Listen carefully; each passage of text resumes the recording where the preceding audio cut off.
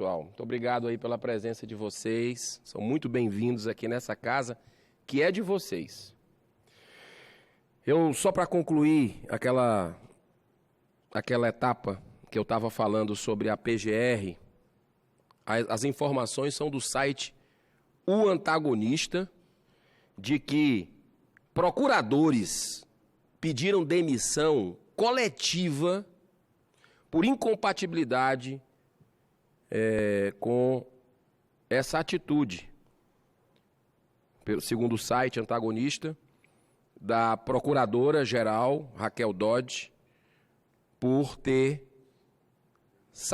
tirado as referências da delação de Léo Pinheiro ao irmão do presidente do STF e ao presidente da Câmara dos Deputados. Então, essa informação é de um site Antagonista.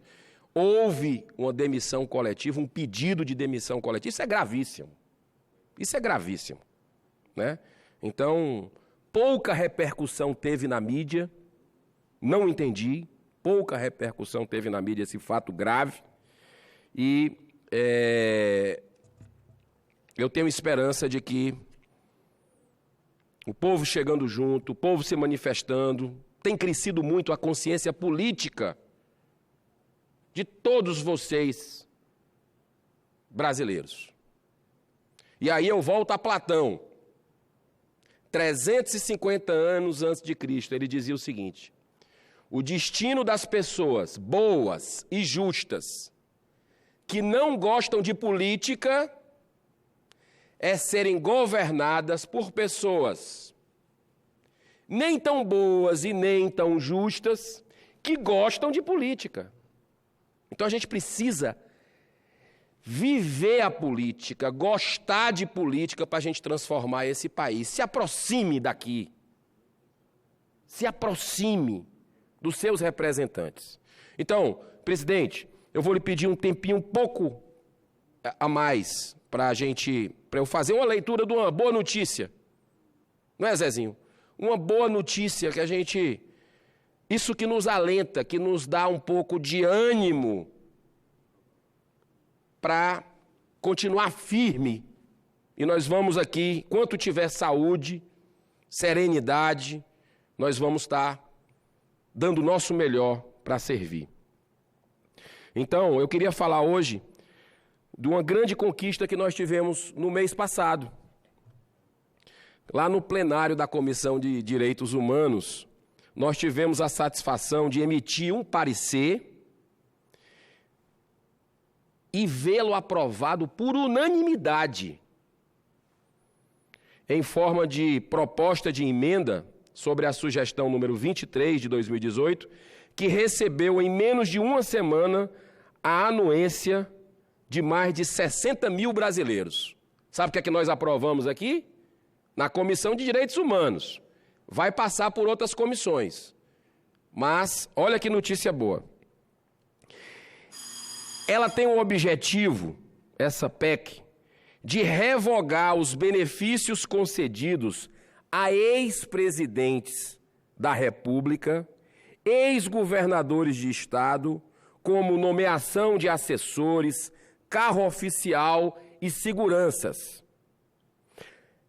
Ou seja, alguns benefícios, algumas regalias.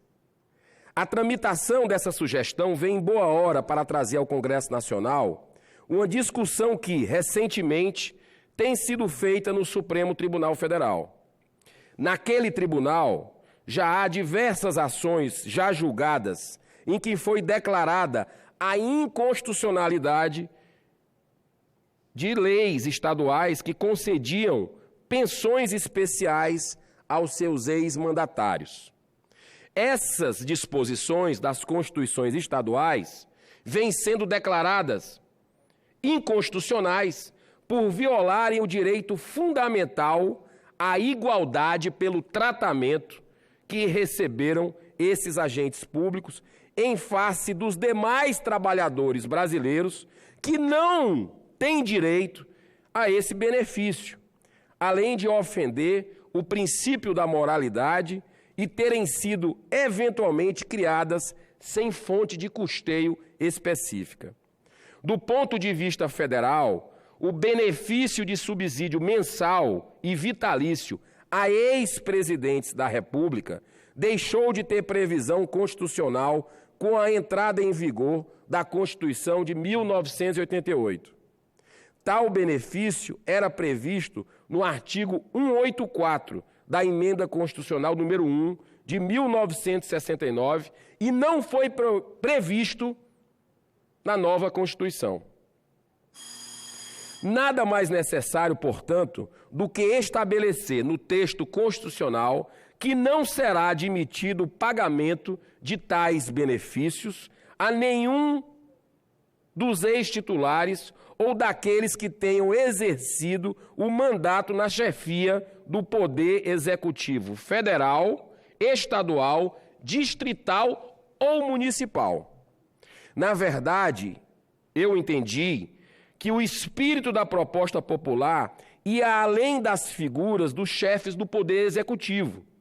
Por isso mesmo é que acrescentei o parágrafo 13º ao artigo 37 da Constituição Federal para vedar a concessão de benefícios a todos que tenham exercido mandato eletivo na esfera federal, estadual, distrital ou municipal.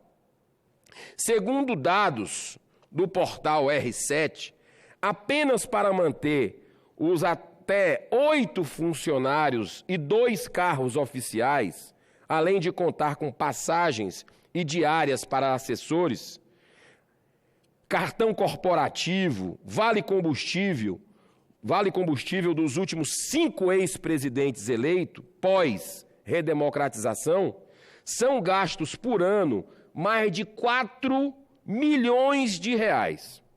Valor que onera os cofres públicos e que deveria ser endereçado em prol do cidadão comum.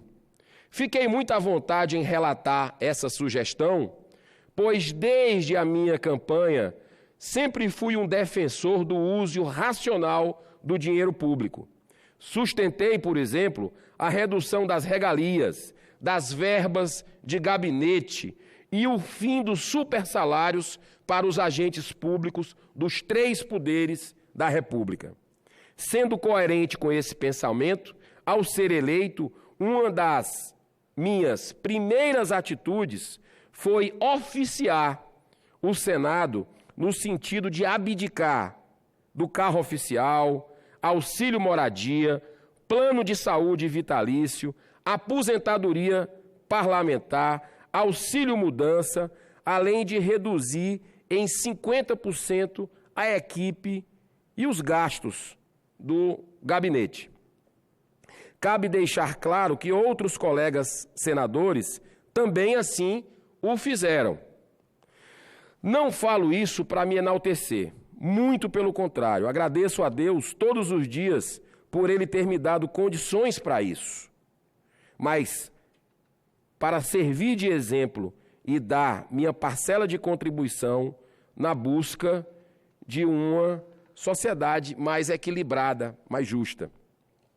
O fato é que, somadas todas essas benesses pagas, os valores chegam facilmente à casa dos bilhões de reais por ano, ao passo que enfrentamos uma grave crise econômica, fiscal e a realidade de 13 milhões de desempregados. Mais de 25% dos brasileiros vivendo abaixo da linha da pobreza, número que cresce para 44% se tomarmos como base a região Nordeste, segundo o IBGE. Por exemplo, como pensar em receber um plano de saúde vitalício, tendo direito aos melhores hospitais, sabendo que vivemos um verdadeiro caos na saúde pública, com pessoas morrendo nos corredores por falta de leitos, profissionais de saúde e remédios? Como conceber que valores tão consideráveis são gastos para manter a boa vida de poucos, enquanto nossa população sofre sem escolas dignas, como bem colocou o senador Confúcio há pouco tempo, segurança pública ineficiente, lazer e cultura de qualidade muito questionada. Essa realidade é simplesmente inaceitável, pois quem está pagando essa conta é o povo brasileiro. Senhor presidente, senhoras e senhores senadores, você que está nos ouvindo pela Rádio Senado, nos assistindo pela TV Senado, o Brasil vive atualmente um momento muito especial da sua história. A nossa população está, sim, mais politizada e consciente das suas obrigações e também dos seus deveres. Os poderes da República não podem perder essa oportunidade de estarem cada vez mais próximos desse povo sedento por retidão, transparência, ética e moralidade. Já me encaminhando para o final da minha fala, senhor presidente, repito que no primeiro semestre, o Senado da República, agora, quando eu entrei, eu estava numa fase de adaptação, uma espécie de treino, principalmente para os novos senadores que aqui chegaram comigo. Porém, o treino acabou. O jogo começou. O jogo republicano. Está mais que na hora de ouvirmos as ruas, o clamor do povo que já está perdendo a paciência e transformar essas vozes abafadas pelas mazelas diárias em ações práticas, efetivas e diligentes em favor do bem-estar do brasileiro. Temos que ser verdadeiros agentes de transformação na busca incansável por uma sociedade mais justa, solidária e fraterna.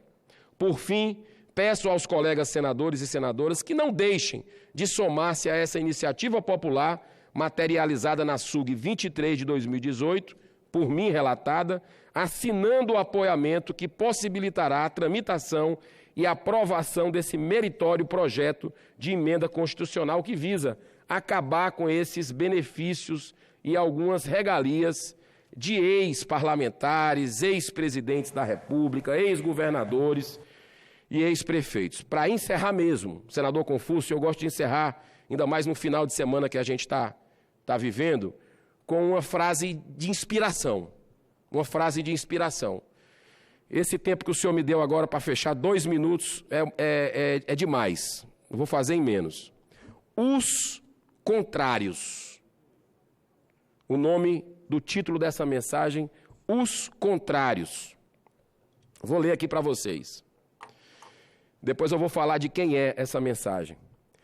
Que diremos, pois, à vista destas coisas? Se Deus é por nós, quem será contra nós? Paulo, Romanos 8,31. A interrogação de Paulo ainda representa precioso tema para a comunidade evangélica dos dias que correm. Perante nosso esforço, desdobra-se campo imenso, onde o Mestre nos aguarda a colaboração resoluta. Muitas vezes, contudo, grande número de companheiros prefere abandonar a construção para disputar com malfeitores do caminho. Elementos adversos nos cercam em toda parte. Obstáculos inesperados se desenham ante os nossos olhos aflitos. Velhos amigos deixam-nos a sós. Situações favoráveis até ontem são metamorfoseadas em hostilidades cruéis. Enormes fileiras de operários fogem ao perigo, temendo a borrasca e esquecendo o testemunho. Entretanto, não fomos situados na obra a fim de nos rendermos ao pânico. Nem o Mestre nos enviou ao trabalho com o objetivo de confundir-nos através de experiências dos círculos exteriores. Fomos chamados a construir. Naturalmente, deveremos contar com as 1000 eventualidades de cada dia, suscetíveis de nascer das forças contrárias, dificultando-nos a edificação. Nosso dia de luta será assediado pela perturbação, pela fadiga. Isto é inevitável no mundo que tudo espera do cristão genuíno, em razão de semelhante imperativo entre ameaças e incompreensões da senda, cabe-nos indagar, bem-humorados, a maneira do apóstolo aos gentios. Se Deus é por nós, quem será contra nós? Isso é um livro, Pão Nosso, é uma psicografia de Chico Xavier, pela inspiração de Emmanuel, que era o mentor de Chico Xavier. Muito obrigado, que Deus abençoe a todos os brasileiros um final de semana de luz, de paz, de amor com a família, com os amigos, de fé e de esperança. Senador Girão, a sua iniciativa na Comissão